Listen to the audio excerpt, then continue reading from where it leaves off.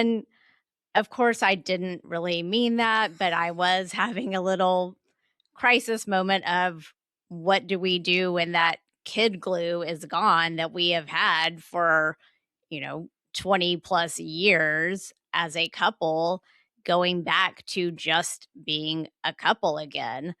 And that really got us starting to think of how are we going to do this empty nest life and what is that going to look like?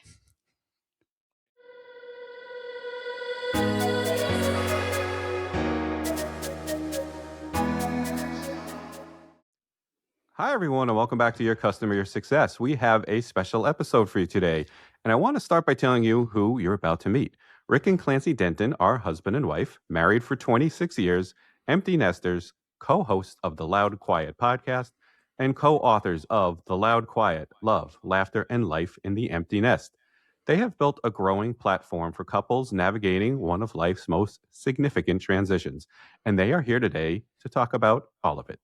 Rick also holds a very particular distinction on this show. He was my very first guest. He joined me early in the life of this podcast, and that conversation set the strong tone for everything that followed.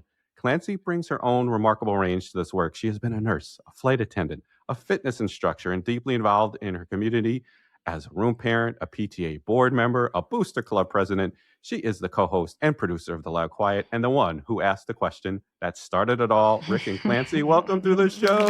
Thanks for having us. Thanks for having us. I think that's my favorite intro that we've ever had. That was really good. There was a lot there, but Rick, that was fun. Yeah, I am very grateful for you being my first guest. Thank you so much. You've taught me a lot through your previous podcast, the CX Passport. And Clancy, it's been great to meet you. So I have been looking forward to this one for quite some time. So here we are, ready to roll? We are. And I've been looking forward to it as well. And I just want to say thank you to your listeners for surviving that first episode with me and enjoying episodes 2 and beyond, because that's the real representative of what Gary and his podcast is. Yes. Well, now you can see I've learned the difficult skill of centering yourself in the camera, because the first episode, I think I was like this. And I'm going, why did somebody not tell me? I got to actually sit in the center, and I've got the background all figured out. But it's been fun. It's been quite the journey. And loving it. So, all right. So let's get rolling. So, Rick, you were, last time on your show, we're talking about VOC programs, CX culture, what it means to build centric customer organizations. But we're going to have a little bit different conversation today. So, Clancy, we're going to start with you. Like I said, you were the one who asked the question that started it all. So you were out to dinner with Rick. Your youngest was finishing her senior year. On the way home, you turned to him and asked him a question. Take us back to that moment. Tell us what it is and what happened after that. Yeah. So we're out on a date and had a couple of martinis. And on the way home, it was spring semester, senior year. And I looked at him in the car and I said, whatever we do, if I don't like you and we don't like each other when she leaves. And of course, I didn't really mean that, but I was having a little crisis moment of what do we do when that kid glue is gone that we have had for, 20 plus years as a couple, going back to just being a couple again. And that really got us starting to think of how are we going to do this empty nest life and what is that going to look like? And what did you think of that, Rick? Was that was this an uh-oh moment for you? I was the one driving, so I couldn't, just react as perhaps as shocked as I wanted to. But when we got home, it really hit me, because what Clancy said is not what I heard. What I heard was, what if I don't like you when she leaves? And it basically, to take it back almost like to the customer world, it was like my customer, my spouse, was basically saying, I'm firing you, is what I was hearing. And we had two choices there. There was, you're right, kid glue's gone, we're going to just go our own ways, those sorts of things. Or what are we going to do to be intentional about staying connected as a couple? What are we going to do to be intentional about maintaining this relationship? And that intentionality is what really set the stage for all the things that came after that shocking question. Yeah, that's interesting to think about because you do get a certain point of cruise control, I guess, for lack of a better word. Although you will talk a little bit later, you've been very intentional about date night and things like that. But with the kids, it's cruise control because you kind of have to be because you've got the Mhm. soccer game, the baseball game. We're going through it now, right? Because we're in the middle of it, and you've got this game, that game. You got a meeting. She's got a work function. Mm-hmm. I've got to be at a work meeting early. I've got to travel for it. It's like, and there isn't a whole lot of choice once you fill that calendar. And now you've kind of got this quiet coming along where you have some space. Yeah. Is that kind of what you were thinking? It is. And that space is one that, kind of going back to the intentionality, the inertia aspect of it, it's a space that if you don't choose to do something about it, well, then it just, I kind of remember this word from maybe it was high school physics or something, but entropy. And it's the idea of things just start to fall apart. Hmm. And without concerted action around the relationship, entropy would have happened. And I may be misusing that word, so somebody catch me on that one. But it is that idea, without action, we weren't going to be the couple that we wanted Well, to it's the be. same like atrophy. It's like working out Yeah. your Atrophy is muscles. a If good one. if Yeah. you don't work at it, it is going to just atrophy and, not function anymore. And, that's when we really started looking for information about the empty nest and, okay, what can we do? How do we survive this? And, there's a million books about when you have a baby, how to get them through childhood age, how to get them into college. Well, there's not anything out there except oh my gosh, it's so sad. I'm so sad they're leaving. And so Rick and I were like, this is not good. Mm. And that's when I said, you know what? Let's start a podcast and make it fun if we can, but we also talk about the hard times. And that's just a way for us to stay connected too. That's really why we started it, to just force ourselves to have we called it our weekly therapy session in the beginning, but just a way to make us stay connected at least that one time a week that we had to be in the same room, scheduled to talk about what we were dealing with that week at that time. And it really was. The objective at the very beginning was simply that. It was Mhm. just a way to stay connected. Mm. Over time, the audience basically told us, well, actually, no, there's a need. There's real pain out there. There's real disillusionment. There's real just this discomfort with, who am I? Who are we? Who am I as a parent to adult kids? All of that. And basically the audience said, keep going, because while y'all may have at least figured out a few things along the way through your therapy sessions, there's still, and if you think about it, there's a new wave of empty nest parents being created every year, every season, of folks going through this. Yeah, and it's a very personal kind of feeling, right, Patch? And I'll just say it, especially guys probably internalize this a lot, and everybody does go through it, and I'm really surprised there isn't more out there. So good for you for addressing it, because I haven't gotten there yet, but I'll think ahead, just preparing for this episode, thinking ahead, going, oh my God, what's that day going to be like? Because we've had kids later in life, right, a little bit, so it's going to be like, holy cow, right? And so I was getting a little teary-eyed, and I'm like, I'm trying to figure out how we're getting through the next baseball game, right? Still, so. And that is so true of that stage of life. And there's we hear a lot of folks at times like, oh man, I can't wait to get through this. And you're not saying that, Gary, but enjoy every single stage of life, because exactly that, it will suddenly be gone. And those that are in the midst of whatever that stage is don't actually believe me when I say that, but it does move quickly. Oh, yeah. And many of the things that we'll probably talk about later, but the foundations that we put in place at the stage of life that you're in right now have paid dividends to what we're doing now. But before, I wanted to call out a comment that you said there about how the dad part of it, internalizing, that's another thing that we have really tried to focus on, is exactly that what is out there, because you'll find empty nest books, it does have a very heavy sense of doom and gloom. It does have a very sense of what's broken and what's wrong. There's not as much that focuses on the dad. And I think it is because we as dads, as males, stereotypically have internalized things. And a lot of what we are trying to do is normalize the reality of the dads of our generation are different than the dads of the generation before us. We were more involved in kid activity. You just talked about going to a baseball game. Oh, yeah. Well, there are many people who would say, you know, my dad never went to anything of mine. And so because dads are more involved at this generation, the dads feel that pain of the change of going into the empty nest uniquely as compared to the generation prior. And that's what voices like The Loud Quiet are trying to help dads realize, yeah, you are going to feel this. And here's how you're going to not just survive it, but you're going to thrive in this phase of life. Yeah.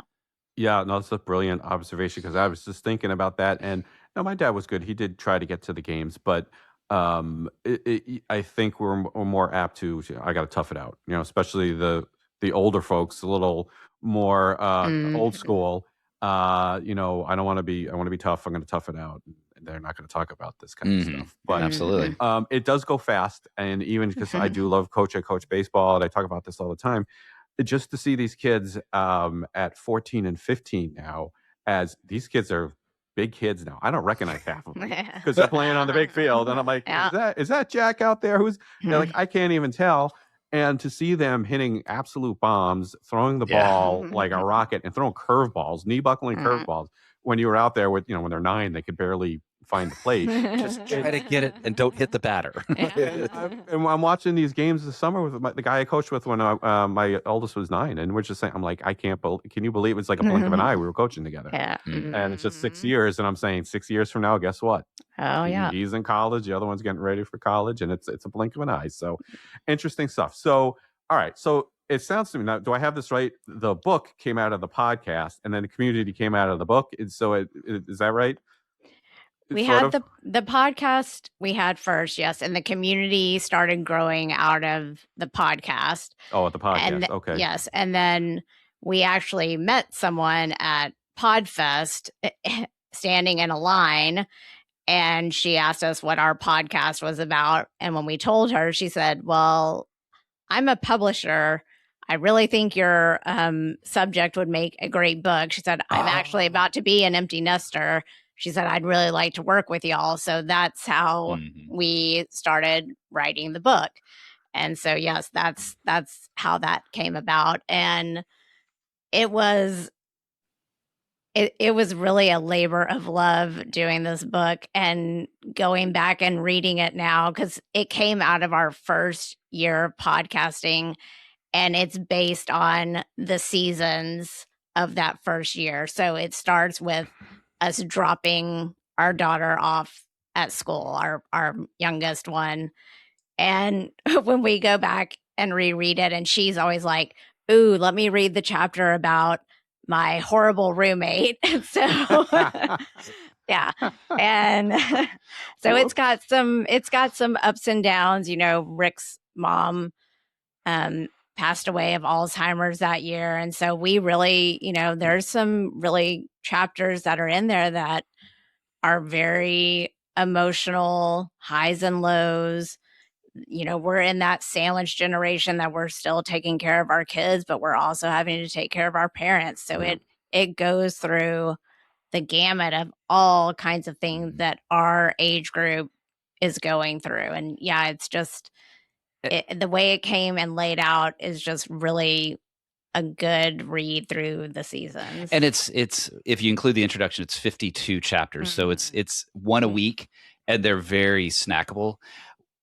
We dealt with a lot of the deeply emotional aspects of it, but Clancy and I just simply can't not have humor introduced. So when we're talking about memory care facilities and calling out this memory care, saying, here, hold my beer, because they can one up a frat house on the craziness that goes in there. To a frat house. And and that's really how a lot of our approach to those first really deeply emotional elements of the empty nest, be they the change in your role or the sandwich generation, is handling it with humor, not disrespectful humor, not demeaning humor, but recognizing that it's life. And there's a lot of things to laugh about in life that if you don't laugh, you're going to curl up in a ball bawling. And we really focus on the humor. Mm-hmm.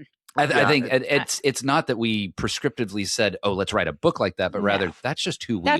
That's how we've always dealt with life. And I think there's sometimes that people kind of look a little raised eyebrow if we're the ones chuckling at the back of a celebration of life ceremony or something like that. That is, I could at our own, not at other people's, but well, only if they're laughing too. But yeah. So. I could tell just by the chapters, and I'm like, and obviously I know Rick better than you, Clancy, but I know his sense of humor, so I could just tell by some of the chapter titles. I'm like, oh wow, this is pretty good. So, tell us a little bit about the 3 phases. Now, again, correct me if I'm wrong. Grief, gratefulness, and growth. Yes, that you talk about, and I think most people would expect the grief, but what's been surprising about the rest of it? I think the sadness is there. Of course it is. Your child has been under your roof and in your space for those 18 years. And I mean, we still talk about hugging our son and watching him walk away in the parking garage, and you're leaving him there, a dark parking garage where he walked into a sunny stairwell, the blistering Arizona sunlight. So it's like he was stepping into the void. I'm sure that our memory continues to amplify the story, but that's how I see it, is he's just disappearing into this light. And both of our kids went, several states away from where we live. And so that was tough, knowing that we have to get on a plane if they are in crisis and need us. And so, that grief is there, but you have to move out of that stage. We would walk by their rooms and tear up, but what you do with that, you can't lay on the couch and stay in it. You have to get out of it. You have to be grateful that, okay, great. Now we have this freedom. We have, Friday nights, we were at the football stadium every single Friday night. And then in the spring, we were right back there again for soccer every single Friday night, or for dance or competitive cheer. I mean, we were ruled by their schedules since the time they were in kindergarten, basically. And so, we could go to happy hour on Friday nights instead of going to the football field. It was great, just the freedom. And you have to find those things to be grateful for. And to be willing to be grateful. There's something very odd about sadness that it's comforting to wallow in. And whether you're talking about empty nesting or other elements of sadness, there's an odd comfort that comes from staying in that sadness, even though it's not comfortable. And choosing to break out of that, the comfort of the discomfort, is what a lot of what we mean by moving through those elements is, getting out to where you are thankful for it and you are relieved that you are out from that, and not feeling guilty that you were relieved, but actually being delighted in the fact that you were relieved and free to do the things that you had been not free to do in the past. And I think it's easy to stay there. And if you are, with a partner, it's easy to stay there, but getting to that growth phase, one of the things that we were concerned about was, okay, our major friend group was through our kids and through their activities. And the ones that we were very close to, we have remained close to, but that's who we spent the majority of our time with. Well, okay, we, are in our late 40s, early 50s. How are we going to meet new friends now if we wanted to add to that group? So we decided to start an empty nester life group through our church. And we've been now with that group for over three years, I guess. And so, and we have, grown very close with those couples, to the point that our son is probably about to get engaged to one of the other couple's daughters. So, which nice. is crazy. Yes. But we are very clear about this point. Yes, that we were friends as parents first. Yes. Yeah. So we said to them when they were dating, don't y'all screw this up. Yeah. Because we were friends first. And first. we did not introduce them with any. No. We were not trying to match make at all. It just happened organically. There's no Fiddler on the Roof going on here. Yeah. I can see it was crazy. I can see the sense of dread of it. Yeah, right. Oh, Jesus, this could be a disaster. Yeah. Uh-huh. And Clancy's talking about. Sorry, Gary, go ahead. No, go ahead. Clancy's talking about the friendship growth. And actually, that's something, a whole nother podcast we talked about how difficult that is for men. It's specifically difficult for men to find friends later in life. And choosing to do that has certainly allowed us to build relationships both as couples, but then individually, I have found other men friends through the work that we've done. The growth also is this is a freedom to allow you to do new things. So for us, it was a podcast. For someone else, it could be another area of growth. This is a chance to, and kind of diving into the business world just a little bit, a lot of us at this age group, some of us have experienced job loss, job change. There's ageism and a lot of age discrimination when it comes to the corporate world. This is an opportunity to grow and reinvent yourself from a business perspective as well.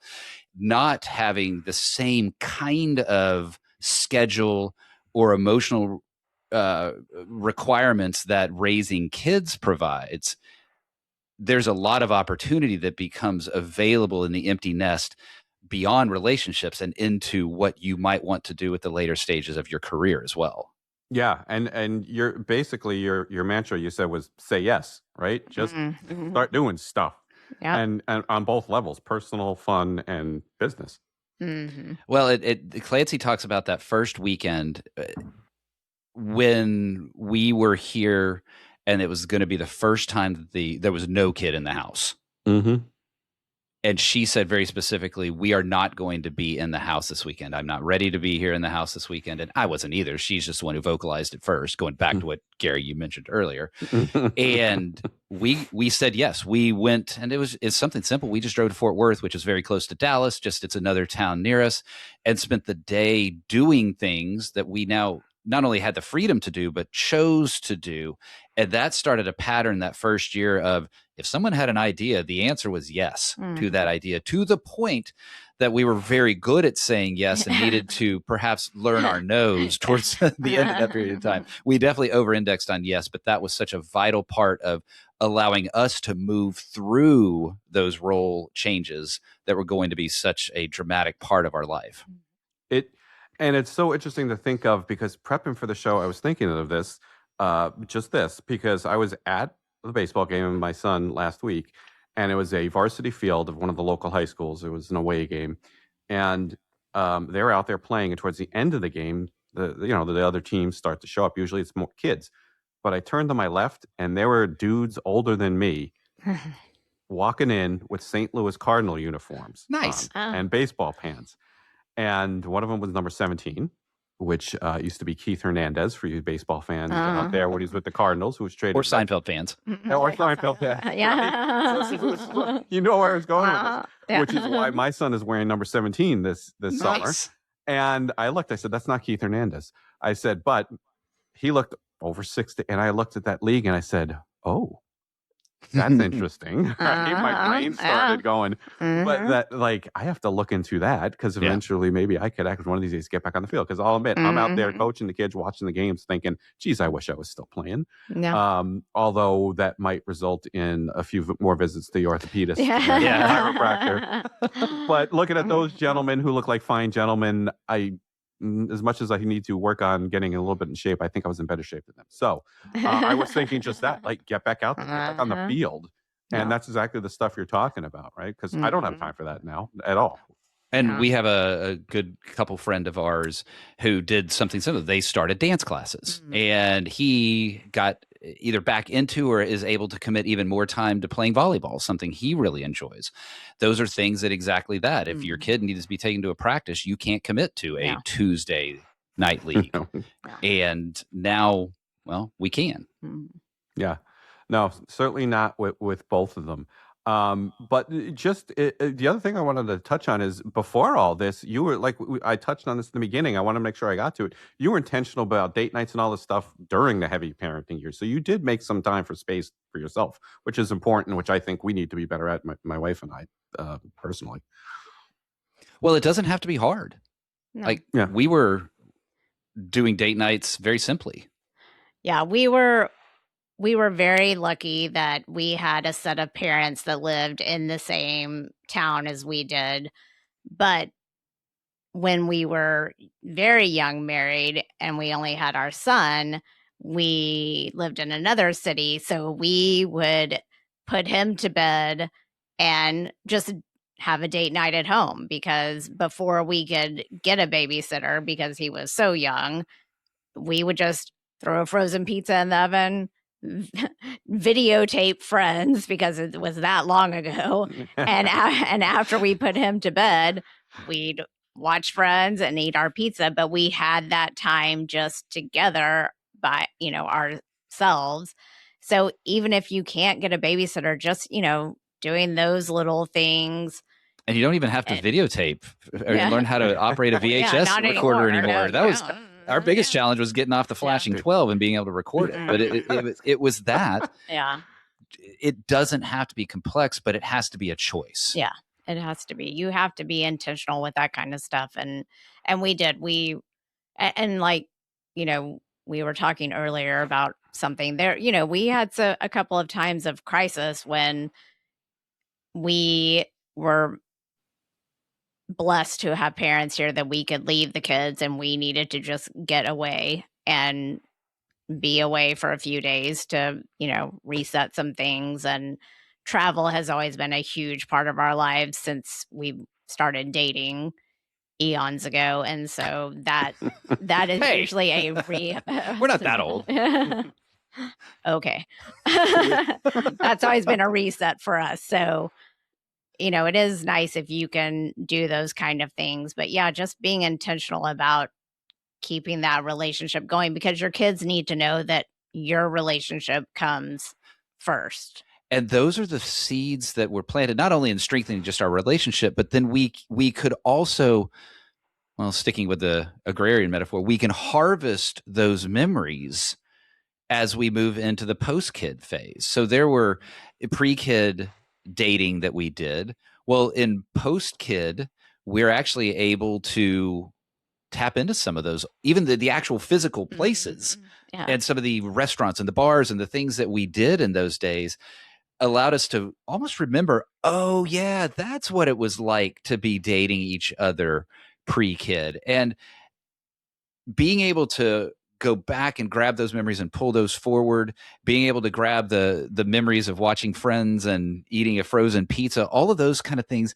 sort of warm that emotional connection back up that might have been put on sort of the, hey, we just got to raise these kids kind of approach. You could go back to reminding yourself what it was like to be that dating, that lover kind of mentality. Yeah. And it's fun because now our son lives down in the area that we did a lot of our dating. And so it's fun for us to go down there and be like, oh yes, this is the bar that we used to hang out in. And he hangs out with his friends there now. And so we all go down there together. Yeah, it's a lot of fun. So. Oh, that's nice. Yeah, certainly that must be cool. Yeah, and I'm glad you said that, because we don't have a lot of time for actual date nights, but we have been doing something similar. We're just downstairs with the big TV and nice couch, just make drinks for each other and go down there. The kids will be doing their thing. Yep. And just even just that simple little thing, like we just hang out and talk and connect a little bit, has been effective for us. So I'm glad you said that, because I feel like that's not really date night, but you say it's date night. I'm going to declare it so. It is. Yes. Yeah, just that connection time. Yep. The experts. Although Rick, you told me on the first show, don't ever call me an expert. So I will never claim the word expert, because that is a sentence that I am saying that I am no longer willing to learn. And no, I can't call myself an expert because I haven't learned everything yet. Yeah, yes. I love it. I love that one. All right, so I'm gonna go. I gotta get to this one. The hovering is a skill that a lot of parents, a little too much hovering going on in the sporting years. Sometimes I coach, I know, because I get the heat sometimes. but staying connected to them even as adults without, you know what I mean? As now they're adults and you want to stay connected, but you don't want to do too much. So what's work for you? Do you know what I'm trying to say? There's a balance because you want to stay connected, but not hover in the adult way. Yeah. It is going back to the intentionality, you recognizing that your role has changed. And I think where some may fall into some errors is not recognizing that your role has changed. You still, as a parent, you're older than your kids. So yeah, you probably do know more things than they do. But they are adults now. And it is their time to learn the lessons that you learned back then. So you move from being the parent that is there telling them things, giving them direct advice, telling them this is the right way to do something or the wrong way to do something. You move into more of that coach, that consultant role. And the reason I kind of like the word consultant is consultants are brought in at the request of the client. And as a parent, our role now is we may know something, but we're not going to necessarily offer it up to our kids unless we are asked the question. There's a lot of lessons that we learned in our 20s that we had to learn that if somebody had told us, we wouldn't have actually learned it.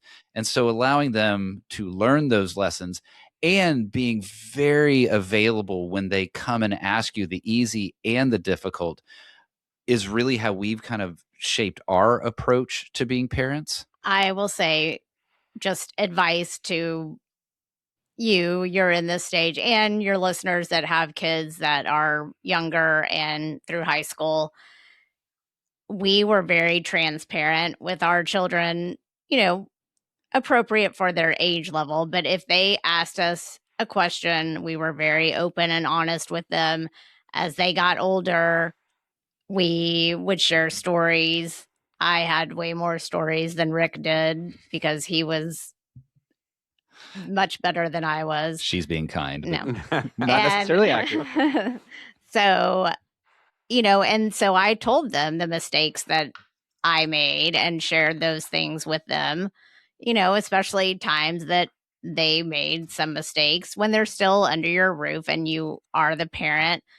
And it gets them to be honest with you. And especially in those college years too, they are more transparent with you. I will say at least ours were and continue to be. Sometimes they tell you too much. We have one that overshares sometimes, but I just found that really opened the door for them to feel like they could come to you with anything, and just made that communication still to this day just a back and forth, that they're not afraid to ask us questions and they seek our advice on a lot of things. And I will say, in those high school years, start moving into that coach mentality, because you're not going to be there to check if they did their homework in college, to check their grades, to email. You're not going to be emailing professors. I know there are people that do. I know. I mean, by the time our kids got to high school, and luckily we didn't have to be on them, but I was like, I'm not emailing your teachers. And I'm not, at that point I was like, I'm not checking your grades because it's on you. If you're not getting the work done now, if you're not getting the work done and then I find out you're not getting the work done, then we're going to have to set some rules. But, I wasn't constantly on whatever system we had back then. And that just, taught them, okay, I have to be responsible now. And it just gets them prepared for moving on to that next phase. Yeah, the things that Clancy's saying there, it prepares them. And she talked a lot about the safety aspect of it. They feel safe coming to us because of the transparency she described earlier. This stage right now, it is really more about asking questions than providing answers. I think that's what we have found is we're asking them questions that prompt them to find their answers. And sometimes it might not be my answer. There is the caveat for we will always be there for our kids if they are making life catastrophic decisions, but we're not there for every little mistake. If they I'm not going to even come up with examples. I'm not going to go down that path. But there's a degree, but life catastrophic. We're not just abandoning for those sort of things. No. But for the run-of-the-mill young 20s, you got to figure this out on your own, kid. We will always be their safety net, but yes. Yeah, you got to make your own mistakes and learn from them, certainly. And that's where we're at with our oldest. He's heading to high school, and we're like, you've got to start doing this yourself. You've got to check this, ask questions to your teacher yourself. We're not going to be there. And even with sports, same thing I say. And he has got a great baseball coach as well that says the same thing. Like, you've got to learn to adjust on your own. We're not going to be here. You're not in the batting cage saying, move your elbow here, or you got your chin to shoulder, all this stuff. You've got to start learning to adjust on your own. Ooh, and that world right there, Gary, and you probably see this as a coach. That is something that should be training ground for parents to release that kind of parental authority to others. As parents on sidelines, there should only be two things we say: great job and yay. And no other words should ever come out of our mouths. And there should be, Lord knows, I wasn't able to coach Tanner in soccer at a certain point. And that should be phenomenal training ground of the coach is the authority. And if your kid has a problem with the team or the coach or the players, you go talk to the coach. I'm not doing that. And that's something I think parents don't quite get right, given what we see in sideline behavior, but it should be a great training ground. We do. We've been very lucky with that in the leagues I've coached, and I have had some of those experiences as a coach. But with the older kid, I'm not coaching him this year because guess why? I would coach the younger one because he said, Dad, why do you not coach me? And and because you're 8 and you don't need me there. You've got 5 coaches. And so now that he's 9, I coached him this year and his team, and he was thrilled. But the older one, I wanted him to go on his own because I know the coaches that are coaching him on his team because I coached with them last year. And I just said, let him go out on his own. And I'm watching him this summer, and they haven't been doing very well. He did very good in the spring season, and the summer season, not so good. And I'm buttoning it up because I'm just a parent on the sidelines. I'm like, good for you. He shouldn't have that picture with that catcher, and he shouldn't have this kind of thing. And I said they had no energy. They got mercy ruled the last game. And I went out last night. I said, you know what? I'm the cheerleader. And I was just out right on the sidelines going, let's go, guys. Here we go. Let's go. Takey. Come on. I know you can do it. It's easy. You're going to make a play. Who's going to make a play? Great play. So-and-so. Great. This. Error. Head up. You're going to get the next one. Let's go. All right. Let's get some runs. It's 6-0. We're going to get some runs, right? But just that's it. Your job is just to be their cheerleader at that point. Let them go on. Absolutely. All right. We got to start wrapping up the traditional interview portion of the show. We got a closer question for you. So for someone who just dropped off their last child at college and they're sitting in a very quiet house for the first time, what is the one thing you want them to hear? Feel it. Feel every bit of it. Don't feel guilty about feeling it. Don't feel worried about feeling it. Don't let the feelings stress you. Just feel it. And then the next thing I'd say is, but don't stay there. We talked about that earlier.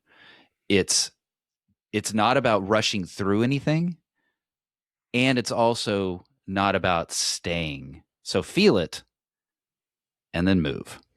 And I would say give them a chance and give yourself a chance to adapt. A lot of kids will call that first couple of weeks, I want to come home. I can't do this. And a lot of parents will be like, okay, yes, give them a chance and give yourself a chance to both adapt and get used to this new situation, because that did not happen when we were in school. I don't remember anyone leaving, and now it seems like they can just pick up and leave if they want to. I mean, both of our kids have had several friends that have just gotten there and not liked it in the first couple of weeks and just come home. And so just give each other a chance to adapt to the new situation. Yeah, absolutely wonderful advice. Great way to wrap up the initial portion of the show, and it is time to hit the segments. All right, everybody, it is time for Does It Hold Water, my favorite segment. This is where I ask our guests to be our resident expert witness or witnesses for the day. I ask them a question, I read a quote or piece of thought leadership, and they're going to let us know if the defense case holds water or not. You ready? Let's get it. Right. I've been switching topics. So we have kind of a main topic, but I know there's something in somebody else's background and we got to get into it. So I know we have some soccer fans here and some soccer experience. And so the defense attorney says very proudly that the United States men's national soccer team will win the World Cup within the next 20 years. Does the defense case hold water? Within the next 20 years, I think yes. Because this team this year has already shown so much promise. And I think they have realized, well, for one, the coaching direction has gone in the right direction. And just the difference between 8 years ago and this team, yeah, I think we're headed in the right direction. And we know, I mean, a couple of the players like Wes McKinney. Yeah, he played. I mean, down Tanner, the road here. Yeah, so defense I think so. absolutely holds water. Yeah. Like this was not one that I have any hesitation on. Absolutely holds water because of all the things that Clancy said. What's different now is we're like Pochettino is a phenomenal coach, and we're recognizing what it takes to lead a team and what it takes to assemble a team in a way that's different from the past. We also have we've been building up players through our programs in the U.S., probably starting from that 1994 World Cup, that have developed themselves through generations to where they're playing at big clubs in Europe. And so it's not so much like, oh, these random Americans who've come together to play. These are just like other countries where it is a scattering of players that are playing at big clubs around the world coming together to be able to represent their country. And now with our approach to the coaching and the development within 20 years, I look forward to reviewing this in the next 20 years and smiling at how emphatically Clancy and I said it will. Their happen. mentality has changed. I mean, just in the game last night. I mean, their mentality has just changed. Yeah. And so I struggled with the time frame because obviously for anybody who's not a soccer fan, it's every 4 years like the Olympics. And I said, I was going to say 10 years. Well, that makes no sense because we're in the middle of a World Cup. And then 15, well, that makes no sense. So I was going to ask 12. And I said, well, people are going to be like, what are you talking about? So I just went with 20 because I do think within 20, it's certainly possible. But that's only five. Well, only, but that's 5 World Cups basically. 4 or 5. There's a whole nother. It's not. There's a whole nother set of reasons too, right? And I don't want to disparage what I love watching, but you're seeing fewer and fewer kids go into football because some of the health concerns and what you're seeing there. So if you are a prime athlete in the past, you were guided to what was typically the big 4 in the U.S. Well, now if you're a prime athlete, soccer is no longer this afterthought. It's a realistic thought and a path. And as more of prime athletes funnel down that path in the U.S., you will start to see even greater and greater success. Yeah, I think so. And my follow-up question is, will Italy qualify for the World Cup in the next 20 years? Because what is going on there? Yeah. Well, they got a red card and lost in pens to Bosnia-Herzegovina. So oh my God. Very similar to what could have happened to the U.S., but the U.S. fought through last night. No, I have not followed as closely, right? But so my first World Cup I remember is when Italy won in '82 because we're Italian Americans and U.S. wasn't in it. They weren't that good, and it was the height of the New York Cosmos era.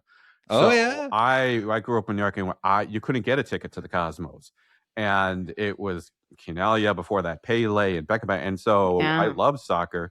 And so we got into it, watched it. So Italy's always been a power, and I'm like, what happened? I was looking in the groups. Look at all these groups. Where's Italy? And I think that maybe this is before my time. I think that's the same era. Dallas has a pretty surprisingly deeper history in soccer than you might expect. And Tattoo was a player that was well known in Dallas area in the 80s. And I just don't know well enough to know it was early 80s or what that is. But Tattoo is our name for who was the named player in this area. Oh, amazing. Yeah. So great stuff. So we're enjoying the World Cup here. I thought that would be a great kind of transition for you. So that was a good one. All right, let's hit chip shots. All right, it is time for chip shots. These are my shorter form questions, more personal, still professional in nature. We go with 3 or 4, time permitting. You can do this one either way. I always ask the book question first. What is one book that has significantly influenced you personally, professionally, both. You can give me one each. You have one that you both love. You name it. But we didn't coordinate ahead of time, so No, we'll see how this goes. Yeah. I mean, the obvious answer for me is certainly the Bible. It's a centerpiece of my faith, but that's such an answer that is so obvious to a lot of folks. For me, professionally, it is The World is Flat by Thomas Friedman. It was out in the 90s, maybe early aughts, and it introduced to me the concept of globalization from a business perspective. I'd always been a big traveler. That was a key part of my family growing up. It was a key part of who I was. But that world is flat concept from Thomas Friedman shaped how I viewed business and continued to shape my career as I took it forward. Yeah. And mine, what is 5 Love Languages by Gary Chapman. And that really, when I read that, and I think we read it together, really just transformed how I saw how to show you love, how you showed me love. And then when the kids came along, how to show them love. And it's interesting to see how your love language changes over the years and how the kids have probably changed too. So I like yours better than mine. Now I sound like the sterile business guy. okay, my business experience, you know what my books would be like? Fitness, like, and none of those are interesting. The stuff you study to be a fitness instructor, Yeah, people I know, don't but- understand how yeah, hard but- that was. But those are not interesting and those are not fun to me. So- I like your book better.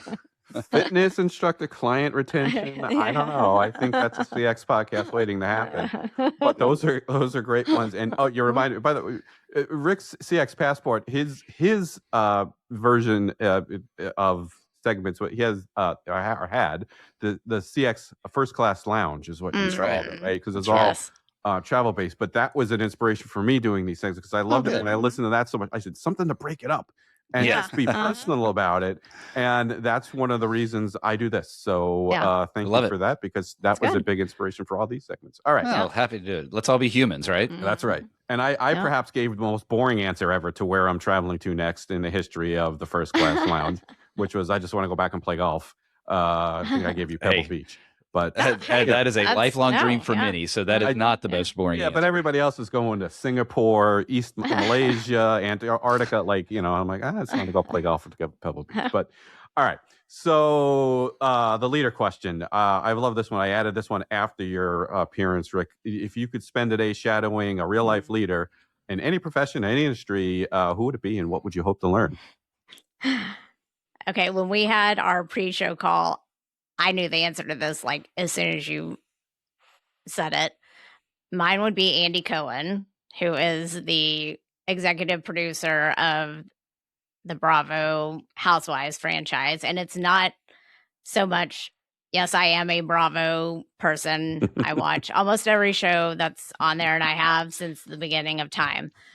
But he started as a CBS segment producer and has grown his business into just this conglomerate of, he has a Sirius XM show. He has his own show on Bravo every evening that is a talk show. He has a family. He has, multiple now different production companies that run each of the Housewives franchises. I just think it would be fascinating to shadow him and just see how he does all of this while maintaining what I have seen, just the integrity of a person that I've never seen anything negative written about him. The lawsuits that have been brought against him have always been thrown out because they're just frivolous. And yes, I just think it would be fascinating to shadow him and learn from him how he has just built this machine of an empire. A beautiful one. Interesting, because I love those people who are doing multiple things like you were doing. And so great one. When I was thinking about how I could answer this, I struggle with this one because my short answer is there is no one person. It's actually an amalgamation of people. I comically frustrated Clancy when I was saying, well, I was thinking about Andy Cohen. She's like, no, that's mine. Yeah. But a lot of the same reasons that Clancy described Andy is who the person I'd want to shadow. I'm coming out of the business world, but we are moving into the creative and the media space. And there's so much that I don't know about that space. And I really am intrigued by those who have been able to stay true to their creative sides and build a business. I'm intrigued by those who can live in that world that is, well, not necessarily always the most values oriented world, and yet still maintain great marriages, great relationships, great families. And so there's series of people that I could say, but each one of them, because they're human, have some sort of flaws. So they're not the one person that I'd want to see, but I'd want to tap into that. How are you a creative? How are you a business person? How are you still a successfully, serving your family type person? So if your viewers and listeners have any suggestions, I'd be happy to shadow some of those suggestions.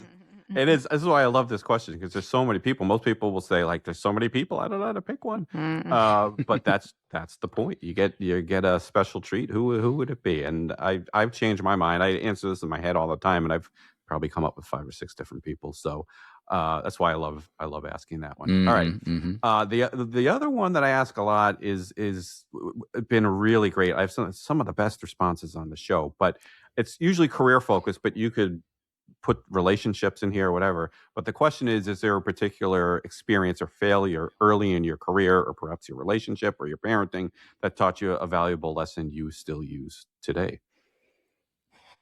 Oh, that's easy for me. God. So I have, through my career, gone through, before I became an independent consultant, depending on how you count, 11 different job changes. And only one of those was by my choice. Most of them were classic layoffs where it wasn't my fault or anything like that. But the very first job I had out of college, I was fired from. And it's taken me decades to be able to say that publicly, but I was fired. And I was fired because I was a mismatch culturally. I still feel somewhat justified, but the reality is company X said do this, and I wasn't performing to the level that it needed to be.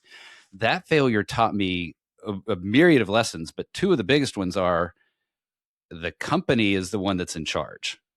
And you can't assume any sort of loyalty. You can't assume any sort of expectation around if they say they promise something that they will deliver that something. Sorry, you're going to hear a little cynicism here. But then the second, so recognizing that I was my brand, not necessarily the company was my brand. And then the second was how to actively network, not just when you need to support a job change, but to stay actively networking throughout your job, so that when those moments of change happen, you're not renewing yourself to your acquaintances of, hey, I need a job, but rather they know you, they see what happened, and they're pointing you to the next best step for you. Yeah, no, agreed. Clancy? Yeah, I think mine is similar. I was in a position and I needed to pass this test to get to the next level, and I could not pass it. I am a horrible test taker, couldn't do it. So, oh my gosh, what am I going to do? And so that's when I switched basically careers, and it was the best thing for me, for us, and just put me into a, totally different path. But because of my past experience, they hired me on the spot. And so, yes, I mean, it completely changed my trajectory, but it was the best thing at the right time.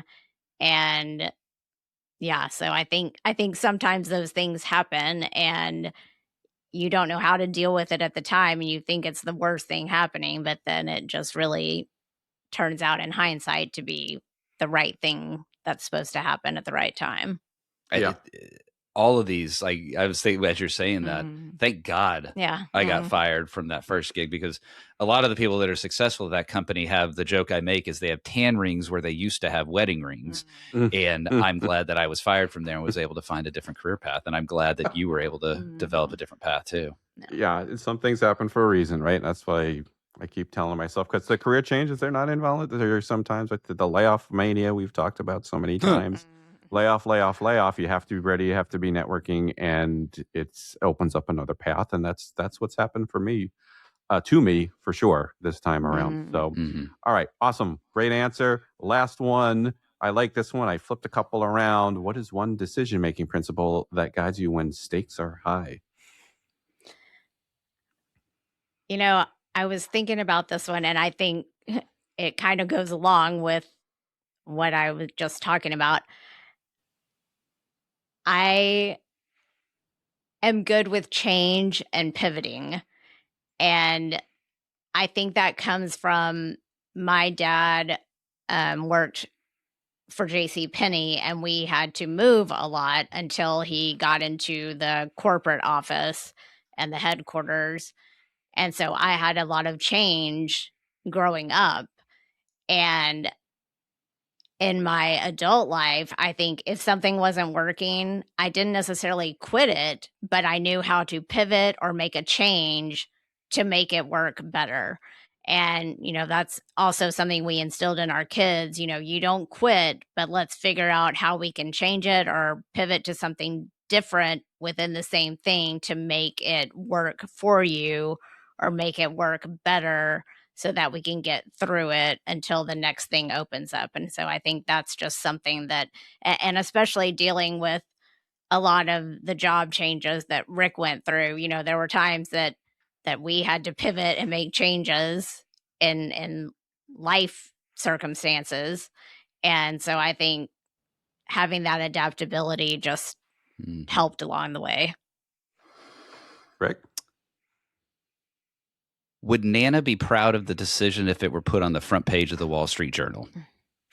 I love it. And it all comes to, decisions are made based off of values. And there are times that we have made choices that were less lucrative for us, but they were better for our values. And I know that in those choices, Nana would have been proud to see that decision on the front page of the Wall Street Journal. That is brilliant. I had a Nana. We referred to one of my grandmothers as Nana. And she was quite the lady for another time, another episode. She was something else. So awesome. This has been great. Oh, man. Rick and Clancy Denton, thank you so much for being on the show.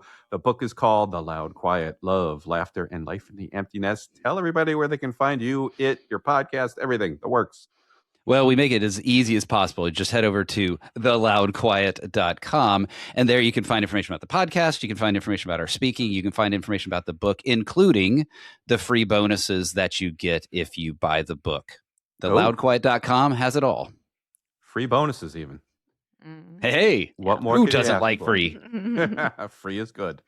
Awesome. Thank you again for being a great guest. Thank you all for watching Your Customer, Your Success, or listening. So if you're watching on YouTube, don't forget the audio is available on all major audio platforms. And if you're listening on audio, there's video out there on YouTube. So check that out. So thank you again for watching.